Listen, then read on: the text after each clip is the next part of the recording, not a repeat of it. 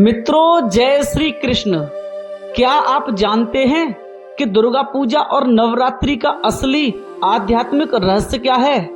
रामायण की कथा में बताया जाता है कि जब भगवान श्री राम और रावण का युद्ध होने वाला था, तब देवताओं ने श्री राम जी से कहा कि विजय प्राप्त करने के लिए आपको आदिशक्ति माँ दुर्गा की आराधना करनी होगी। और आज आप जान लो दुर्गा पूजा क्या है, नवरात्रि का रहस्य क्या है। जब भगवान श्री राम और रावण का युद्ध होने वाला था, तब स्थिति बहुत कठिन थी। रावण केवल एक राजा ही नहीं था, वह अत्यंत विद्वान, शक्तिशाली और तपस्वी भी था। उसके पास असाधारण शक्तियां थी। तब देवताओं ने श्री राम से कहा, हे राम, विजय प्राप्त करने के लिए आपको आदिशक्ति की आराधना करनी होगी। यही से शारदीय नवरात्रि की दुर्गा पूजा की शुरुआत मानी जाती है। लेकिन इस कथा का आध्यात्मिक अर्थ बहुत गहरा है। श्री राम साधक का प्रतीक हैं और रावण अहंकार का प्रतीक है। जब भी कोई साधक अपने भीतर के अहंकार से युद्ध करने जाता है, उसे पहले शक्ति की आवश्यकता होती है, और यही शक्ति दुर्गा है। और इस साधना के 9 चरण हैं, और वीडियो पूरी सुनोगे तभी इस रहस्य को समझ पाओगे। और चैनल को सब्सक्राइब जरूर कर देना।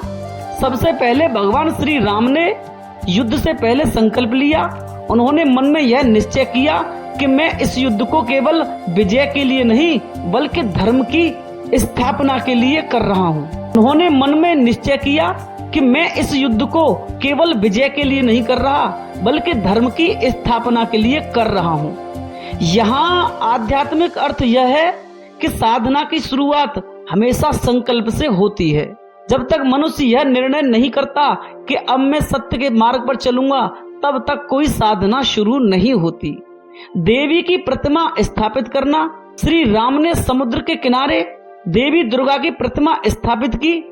उस प्रतिमा के सामने दीप और धूप पुष्प अर्पित किए। इसका आध्यात्मिक अर्थ यह है कि मूर्ति बाहर की नहीं है, यह मनुष्य के भीतर की चेतना का प्रतीक है। जब साधक ध्यान में बैठता है, तो वह अपने भीतर की शक्ति की उपस्थिति को स्वीकार करता है। और भगवान श्री राम ने 108 कमलों से पूजा की। श्री राम ने देवी की पूजा के लिए 108 कमल एकत्रित किए। कमल बहुत पवित्र माना जाता है, क्योंकि कमल कीचड़ में पैदा होकर भी निर्मल रहता है। कमल का आध्यात्मिक अर्थ यह है कि संसार में रहकर भी उससे ऊपर उठ जाना। 108 संख्या भी बहुत गहरी है। योग और ध्यान में 108 को पूर्णता की संख्या माना जाता है। इसमें देवी की परीक्षा होती है, यानी शक्ति परीक्षा लेती है। कथा में आता है कि जब श्री राम पूजा कर रहे थे, तब देवी ने उनकी परीक्षा लेने के लिए एक कमल छिपा दिया। अब पूजा के लिए केवल 107 कमल ही रह गए। श्री राम संकट में पड़ गए। लेकिन तभी उन्हें याद आया कि लोग उन्हें कमल नयन कहते हैं, उनकी आंखें भी कमल के समान हैं। तब उन्होंने निश्चय किया कि यदि एक कमल कम है, तो मैं अपनी एक आंख देवी को अर्पित कर दूंगा। जैसे ही वे अपनी आंख निकालने लगे, उसी क्षण देवी दुर्गा प्रकट हो गई। उन्होंने श्री राम का हाथ पकड़ लिया और कहा कि हे राम, तुम्हारी भक्ति पूर्ण है, तुम्हें विजय अवश्य मिलेगी। इस घटना का गहरा आध्यात्मिक अर्थ यह है कि कहानी केवल भक्ति की ही नहीं है, यह बताती है कि साधना में एक क्षण ऐसा भी आता है जब मनुष्य को अपने अहंकार की आंख भी अर्पित करनी पड़ती है। आंख का अर्थ है तुम्हारे अहंकार का केंद्र। जब तक साधक सब कुछ अर्पित करने को तैयार नहीं होता, तब तक पूर्ण कृपा नहीं होती। और जब साधक कहता है मेरे पास कुछ भी नहीं बचा, तभी परमात्मा प्रकट होते हैं।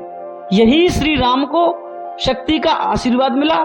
जब राम की भक्ति पूर्ण हो गई, तब देवी ने उन्हें आशीर्वाद दिया।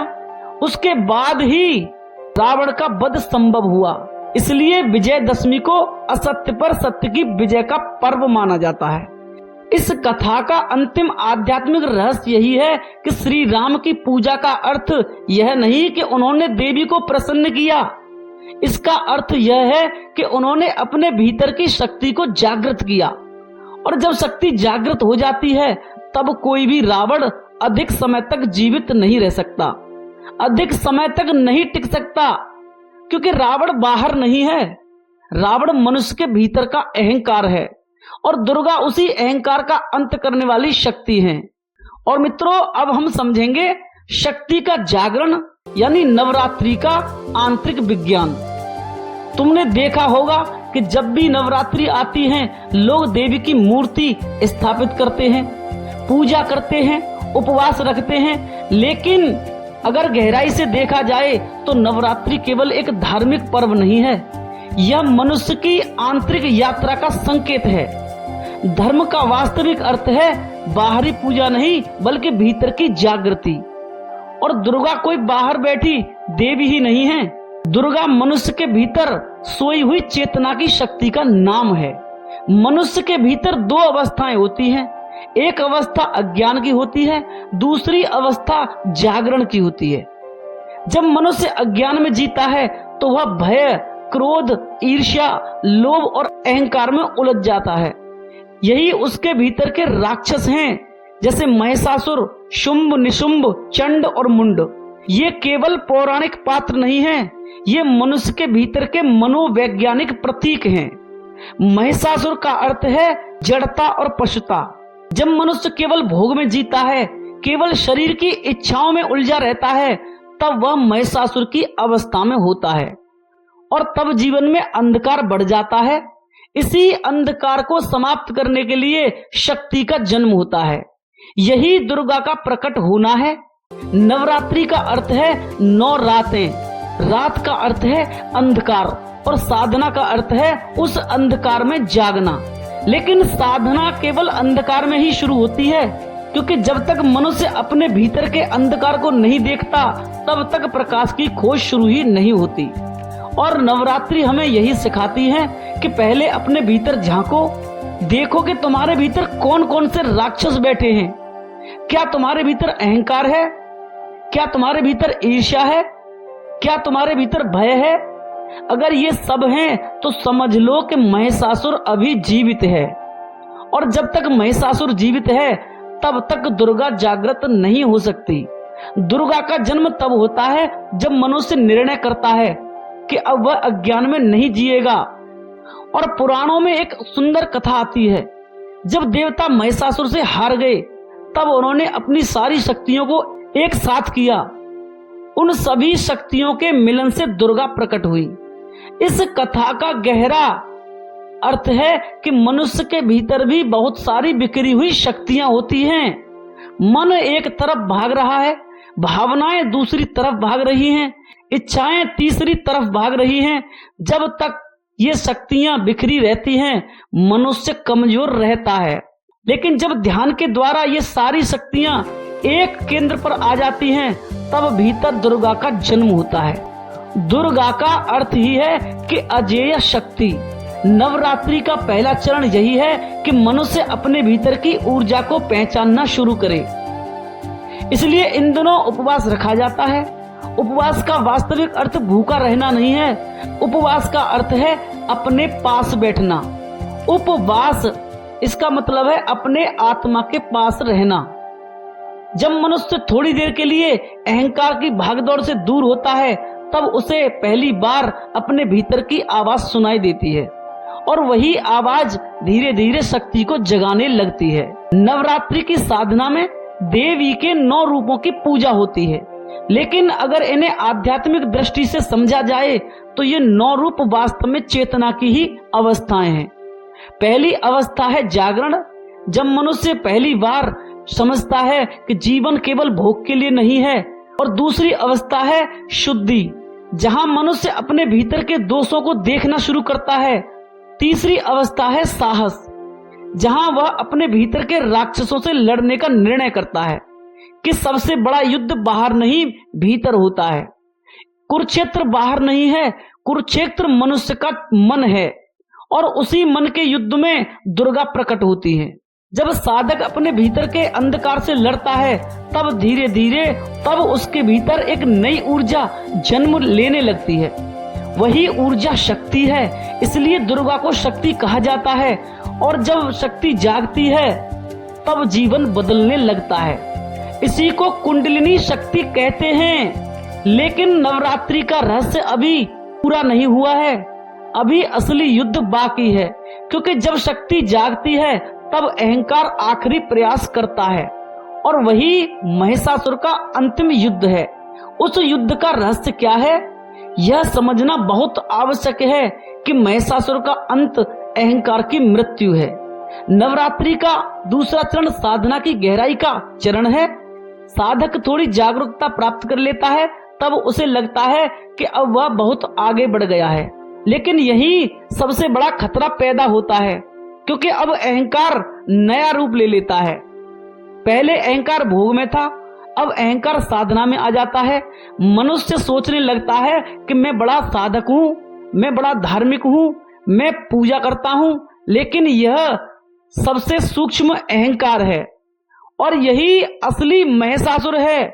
महिषासुर का प्रतीक बहुत गहरा है, वह आधा मनुष्य है और आधा भैंसा। भैंसा जड़ता का प्रतीक है, जैसे जब मनुष्य चेतना में उठना चाहता है लेकिन जड़ आदतें उसे नीचे खींचती हैं, तब वह महिषासुर बन जाता है। इसलिए महिषासुर को मारना बहुत कठिन बताया गया है। देवता उसे नहीं मार सके, क्यों? क्योंकि देवता प्रतीक हैं इंद्रियों के। इंद्रियां केवल बाहरी संसार को देख सकती हैं, लेकिन अहंकार बहुत गहरा होता है और अहंकार को केवल चेतना ही देख सकती है, और चेतना का नाम ही दूसरा दुर्गा है। जब साधक ध्यान में गहराई से उतरता है तब वह पहली बार अपने अहंकार को देखता है और उस क्षण एक क्रांति होती है। अहंकार को मारना नहीं पड़ता, बस उसे देखना पड़ता है। देखते ही वह समाप्त हो जाता है। यही महिषासुर का वध है। जब अहंकार गिर जाता है तब मनुष्य पहली बार हल्का महसूस करता है, तब जीवन में एक नई क्रांति उतरती है। इसलिए नवरात्रि के अंत में विजयादशमी आती है। विजयादशमी का अर्थ है चेतना की विजय। यह विजय किसी दूसरे पर नहीं होती, यह विजय अपने ही अज्ञान पर होती है। जब अहंकार समाप्त हो जाता है तब मनुष्य को पहली बार अनुभव होता है कि परमात्मा कहीं बाहर नहीं है, वह भीतर ही थे, लेकिन अहंकार की दीवारें उसे ढक रही थी। परमात्मा को पाने की जरूरत नहीं है, सिर्फ अहंकार को हटाने की जरूरत है। और नवरात्रि की पूरी साधना इसी बात को समझाने के लिए है। पहले शक्ति जागती है, फिर शक्ति अज्ञान से लड़ती है और अंत में अहंकार समाप्त हो जाता है। यही दुर्गा पूजा का असली रहस्य है। जब अहंकार गिरता है तब मनुष्य के भीतर प्रेम पैदा होता है, तब वह संसार को अलग अलग नहीं देखता, तब उसे हर जगह यही एक चेतना दिखाई देती है। यही कारण है कि भारत की आध्यात्मिक परंपरा में शक्ति और शिव को अलग नहीं माना गया। शिव चेतना है और शक्ति ऊर्जा है। जब चेतना और ऊर्जा मिल जाते हैं तब पूर्णता पैदा होती है। नवरात्रि उसी मिलन की यात्रा है और जो व्यक्ति इस रहस्य को समझ लेता है उसके लिए नवरात्रि केवल एक त्योहार नहीं रह जाती, वह उसके जीवन की साधना बन जाती है। तब हर दिन नवरात्रि है, हर दिन शक्ति का जागरण है और हर दिन महिषासुर पर विजय का उत्सव है। और यह दुर्गा शक्ति को यानी आत्म ऊर्जा को परमात्मा में विलय करना ही असली विजयादशमी है। इसका अर्थ है कि इन्हीं 9 चरणों के बाद विजयादशमी आती है, जो आत्मा का परमात्मा में लौटने की विजय है। यही नवरात्रि और दुर्गा पूजा का आध्यात्मिक रहस्य है। मित्रों, अगर यह ज्ञानवर्धक जानकारी अच्छी लगी हो तो चैनल को सब्सक्राइब कर लेना और वीडियो को शेयर कर देना, लाइक कमेंट जरूर करना। आपका बहुत बहुत धन्यवाद। जय श्री कृष्ण।